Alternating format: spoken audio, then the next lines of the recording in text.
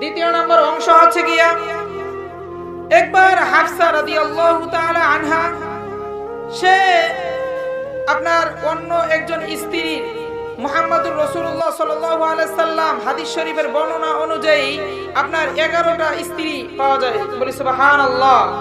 আরো অধিক রয়েছে, কিন্তু সরাসরি আমরা 11টা রিওয়ায়াত পেয়ে থাকি।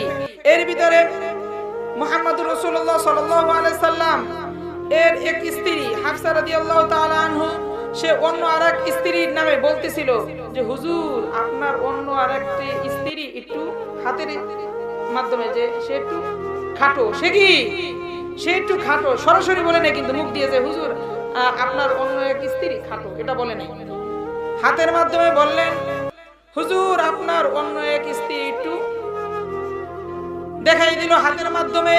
মুহাম্মদুর রাসূলুল্লাহ সাল্লাল্লাহু আলাইহি সাল্লাম সাথে সাথে হাফসা রাদিয়াল্লাহু তাআলা আনহাকে বললেন, হে হাফসা তুমি শোনো, তুমি আজকে যেই গুনার কাজটা করছো সেই গুনাহটা আমি যদি সমুদ্রে যদি নিক্ষেপ করি তাহলে সমুদ্রের সকল পানি একেবারে তিক্ত হয়ে যায়, বলে আস্তাগফিরুল্লাহ।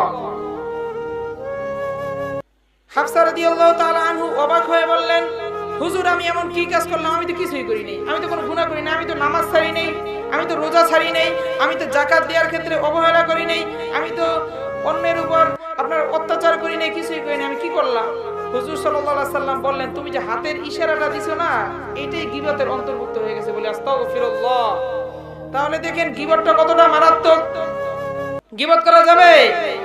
ওয়াল্লাযীনা হুম আনিল লাগওয়ি মুরিদুন। আল্লাহ রাব্বুল আলামিন মুমিনদের দ্বিতীয় নাম্বার গুণ রাখছেন, সেটা হচ্ছে গিয়া গীবত করবে না। কি করবে না?